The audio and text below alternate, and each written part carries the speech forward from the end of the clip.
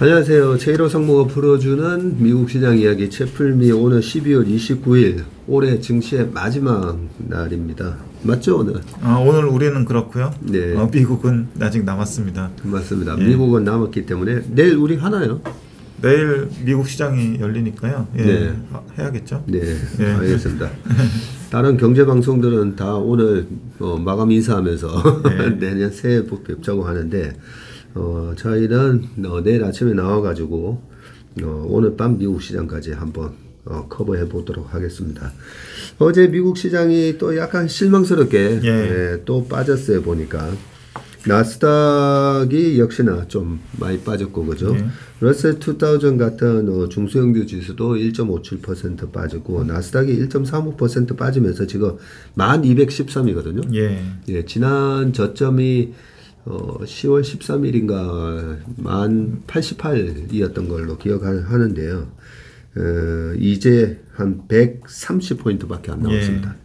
반면에 다우지수는 32,800이고요.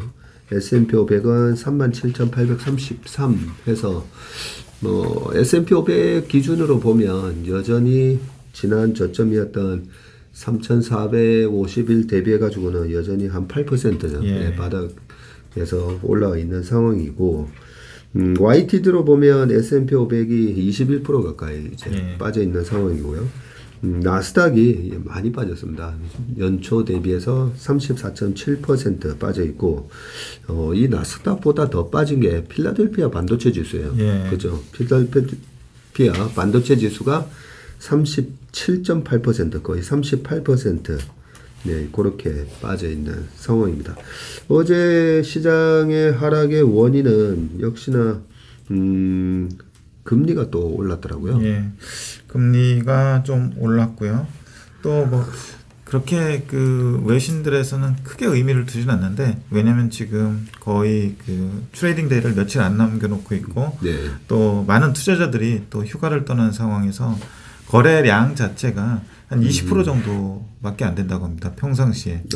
그래서 약간 20% 줄은 거예요? 아니면 100을 기준으로 20밖에 100을 기준으로 20밖에 안 된다고 합니다. 그래요? 예, 그래서 굉장히 한산한 거래를 소강상태네요. 예, 나타내고 있고요.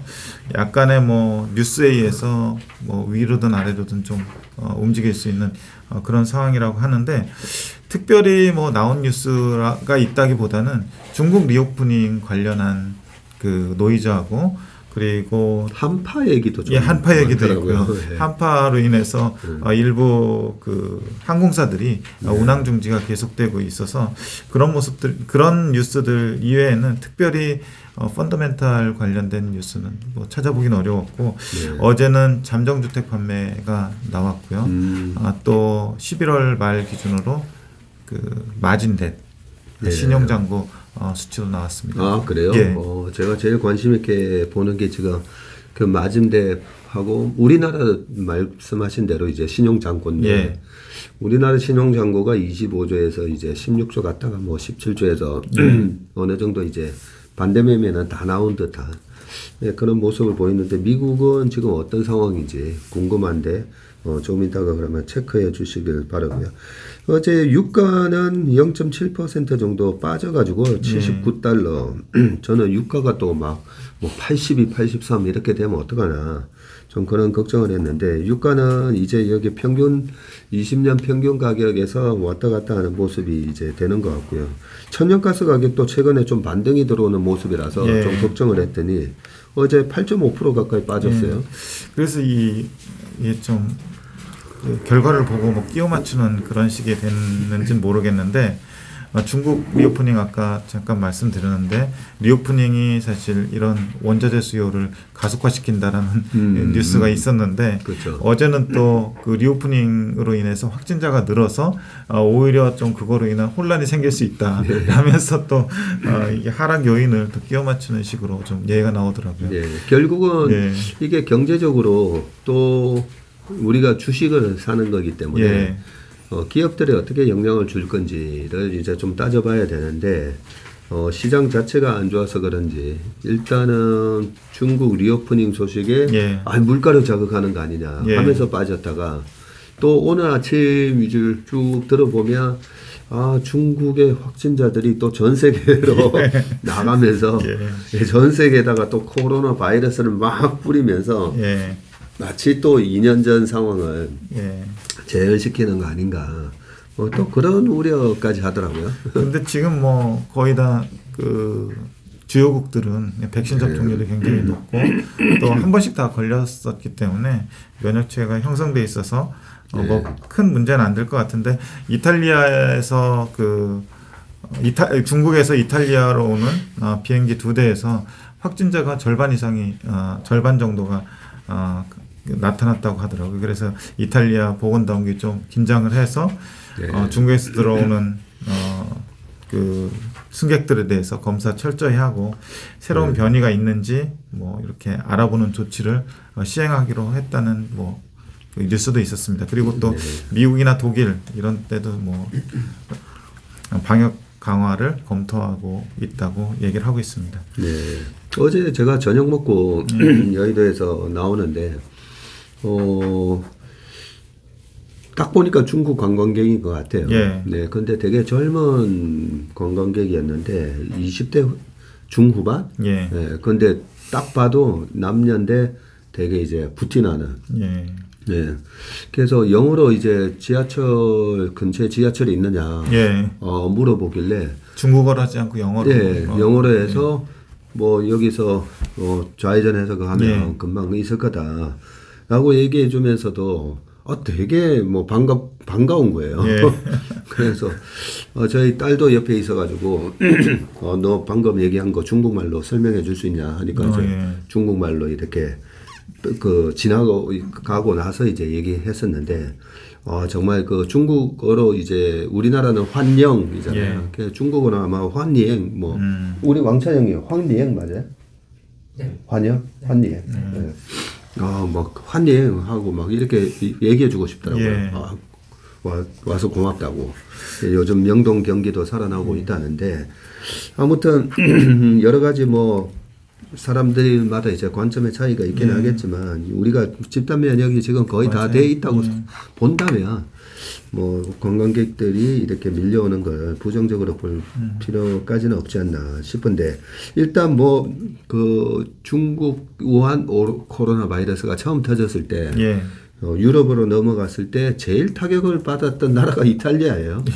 맞습니다. 그래서 오히려 더 긴장을 하고 있는 것 같고요.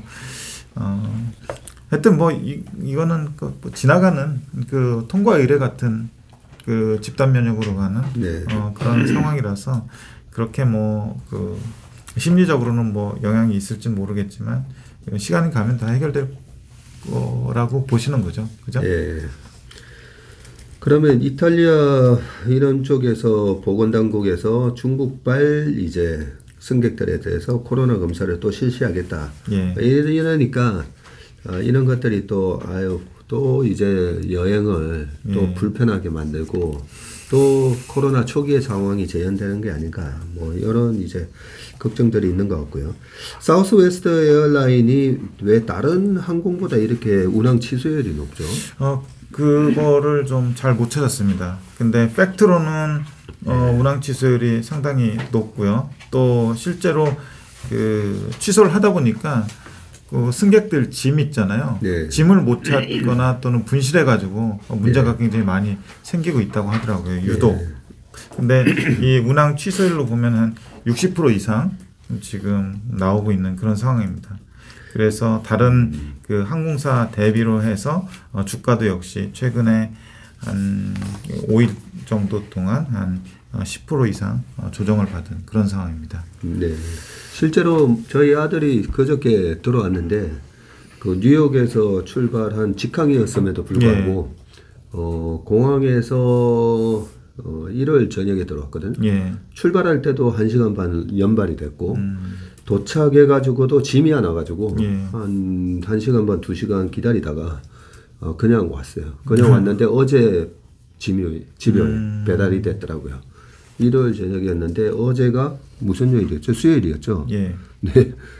어제 수요일 저녁에 캐리어가 이제 배달이 됐더라고요. 실제로 지금 그런 일들이 벌어지고 있기 때문에 아마 사우스웨스트 에어라인 같은 데가 좀 그런 게 대한 관리가 좀 부실해서 취소율이 좀 높지 않았는가 뭐 그런 생각이 듭니다.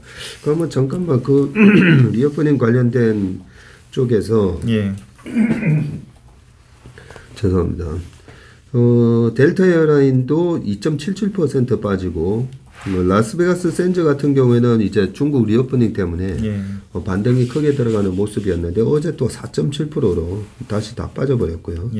에어비앤비는 1.2% 마이너스, 카니발 크루즈는 그냥 보합 이렇게 보였었네요. 보니까 보는 김에 아까 반도체 말씀드렸었는데 반도체 엔비디아가 0.6% 마이너스, 그리고 AMD 1.1, 우리 하이닉스랑 똑같이 움직이는 마이크론 테크놀로지는 1.8% 마이너스를 보였고, 제가 요즘 계속 체크하는 sek터는 금융 섹터. 금융 섹터가 내년도에 대한 경기 침체를 뭐 가장 잘 얘기를 선반영을 하기 때문에 JP 모건 차트를 봤더니 플러스가 나 있는 거예요. 0.5%. 어제 다우가 1.1%나 빠졌는데 JP 모건 0.5%, 뱅크 오브 아메리카 0.74%, 웨스파고 0.19% 플러스가 나 있고, JP 모건 같은 경우에 지금 저점 대비 30% 이상 올라와 있는 상황이더라고요. 그런 걸 보고 또 하나 최근에 이제 우리 빅테크 종목들 중에서 늘 이제 계속 빠져가지고 맨날 이제 빠지나 보다 했던 테슬라는 어제 3.3% 반등이 들어갔습니다.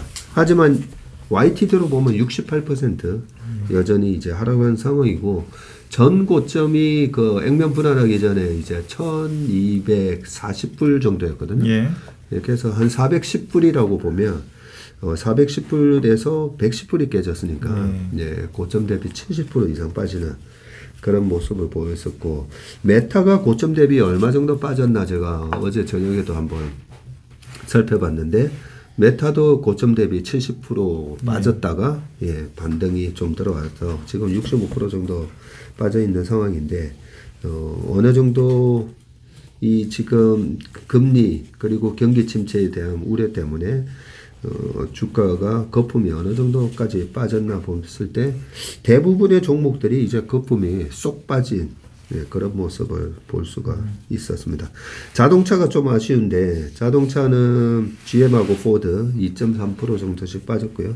루시드는 플러스 2.9% 나오면서 확실히 이 전기차 섹터는 테슬라만의 문제라기보다는 전기차 섹터 전체가 최근에 이제 거품이 좀 빠지는 그런 모습을 좀 보여준 것 같습니다.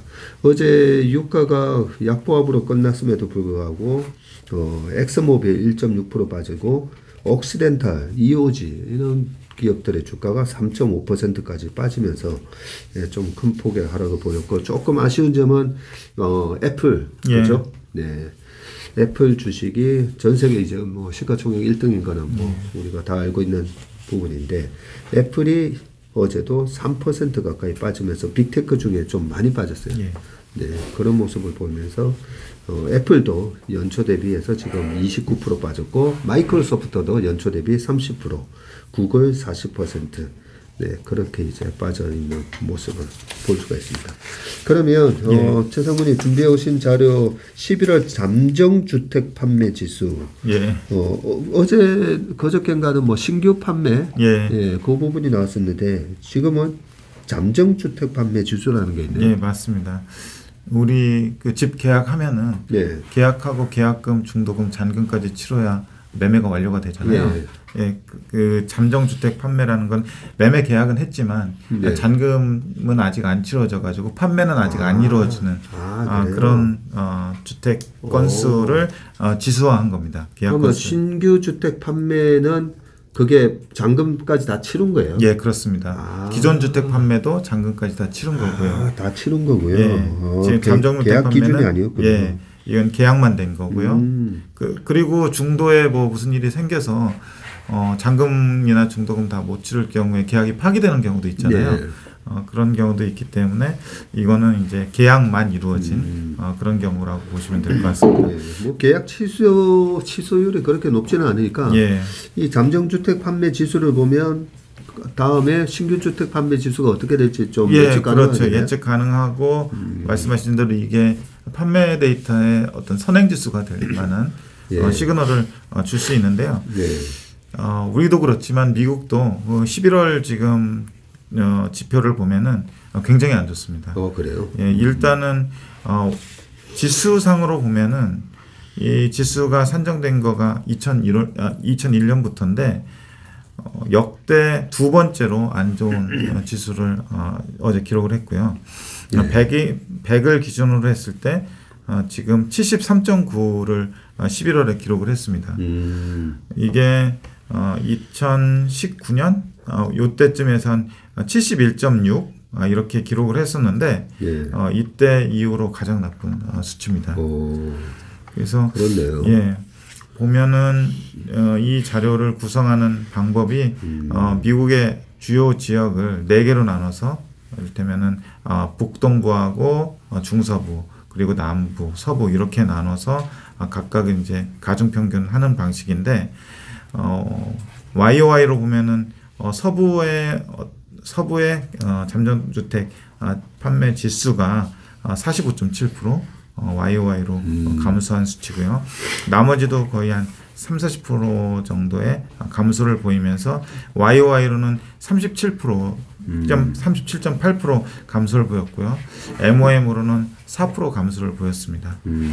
지금 이 71.6이라는 숫자가 19년 11월이 아니고 아마 20년 20년 3월 3월 그렇겠네요. 맞습니다. 갑자기 이렇게 확 떨어진 거 보니까 그럴 것 같아요. 코로나 이제 막 터져가지고 그때 락다운 상황에서 71.6이었던 것 같고 그런데 정말 이게 약간 쇼킹한 게 뭐 지금 서프라임 모기지 사태가 있었죠. 2006년, 7년, 8년 저는 그때 뭐 2008년이 최악이다. 저는 뭐 그렇게 생각을 했는데 지금은 코로나 상황이 아닌데 2008년에 80이었고 2009년에서 10년 넘어갈 때 이때가 이제 미국의 실업률이 이제 최고 높았을 때니까 근데 그때도 80이 살짝 깨졌었는데 지금은 73.9라는 게 굉장히 한마디로 이거는 뭐 얼어붙었다라고 표현할 수밖에 없겠는데. 그렇습니다. 가장 그 주요한 팩터로는 연초에만 하더라도 모기지 금리가 30년물이 한 3%대였잖아요. 지금 모기지 금리가 7% 찍고 6.5% 정도를 기록을 하고 있는데 밑에 차트를 같이 잠정주택 판매하고 30년 모기지 금리를 그려놓은 걸 보시면은 지금 금리 수준이 2000년 이후로 거의 모기지 금리 수준은 역대급입니다. 파란 선인데 이때보다 지금 높았던 때가를 찾기가 어렵잖아요. 모기지 금리 말이죠. 모기지 금리요. 그래서 이 모기지 금리 높아진 모기지 금리에 상당한 영향을 받고 있는 걸로 파악이 됩니다.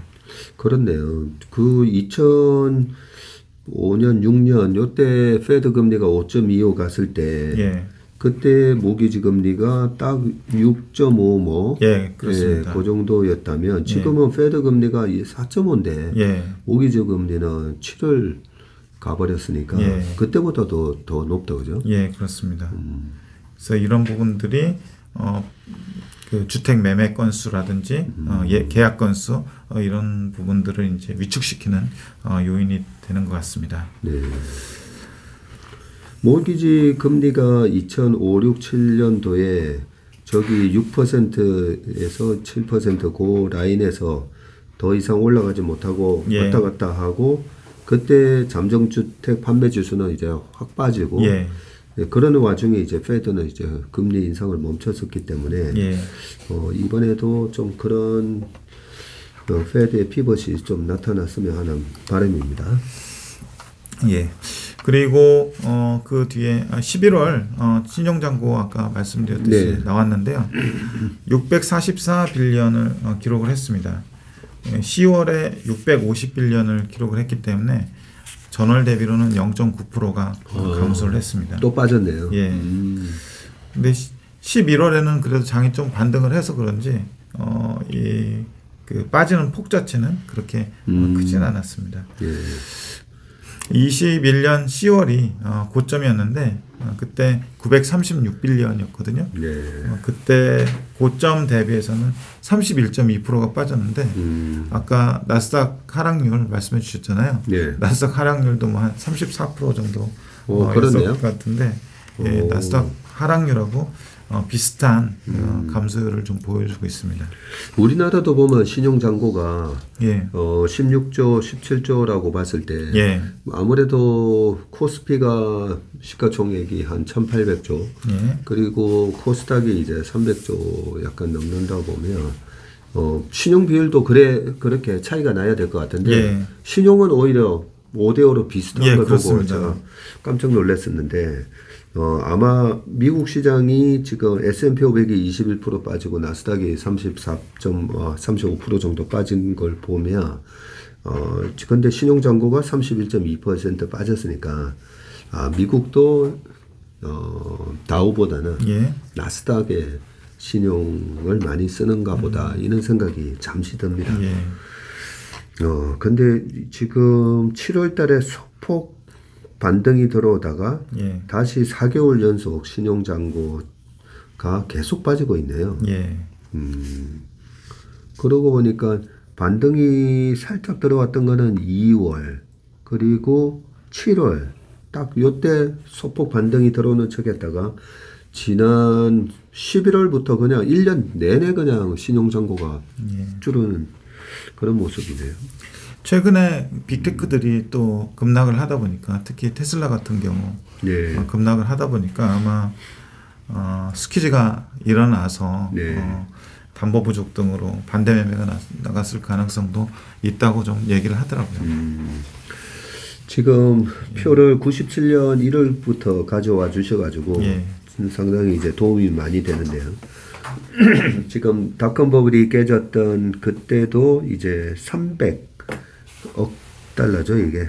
300빌리언. 300빌리언. 예. 예. 3천억 불에서 한 200~300억 불까지 빠졌는데 2002년 7월 뭐 요때까지 줄어든 거 보니까 예.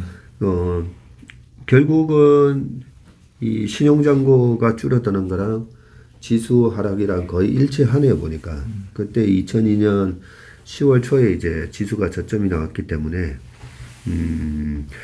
2001년부터 금리를 인하를 해주긴 했었지만 2003년 초에 이제 금리 인하가 계속 이어지다가 1%까지 떨어지게 되는데 2002년 7월 요때까지 지수 하락과 함께 신용잔고도 계속 줄어드는 모습이었고 2008년 금융위기 때도 한번 볼까요? 금융위기 때도 보니까 2007년도에 고점을 치고 4천억 달러 넘었다가 2천억 달러까지 이때는 이제 반토막이 이때도 이제 신용잔고가 반토막이 나고 실제 그때 당시에 이제 지수 자체도 50% 맞습니다. 이상 빠졌기 예. 때문에 이때도 2009년 1월 2009년 3월 달에 지수 저점이 나왔었기 때문에 거의 뭐 일치하네요 보니까.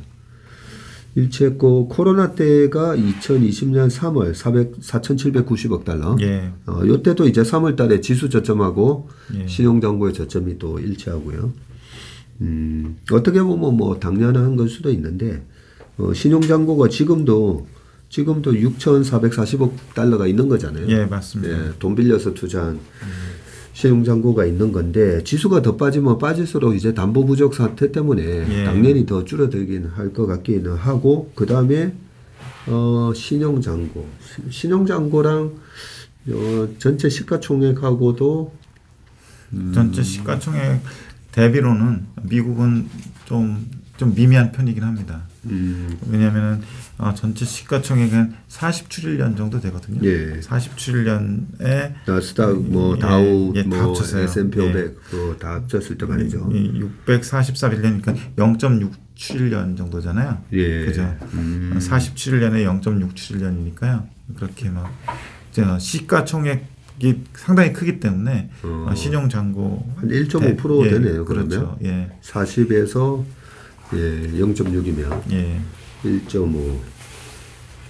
그것도 뭐 좀 비슷하네요. 그러니까 우리나라도 아까 제가 16조, 17조라 했잖아요. 예. 지금 17조인데 그 코스피가 1,800조라고 보면 예. 코스피로 보면 1%지만 아까 코스닥하고 나눠져 있다는 예. 거잖아요.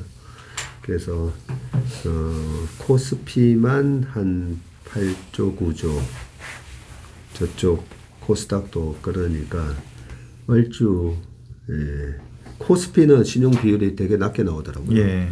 근데 코스닥이 뭐 2% 넘게 좀 높게 나오는데 신용 잔고 자체는 코스피하고 코스닥이랑 그렇게 큰 차이는 없지 않아요? 예. 그렇죠. 예. 절대 금액 자체는.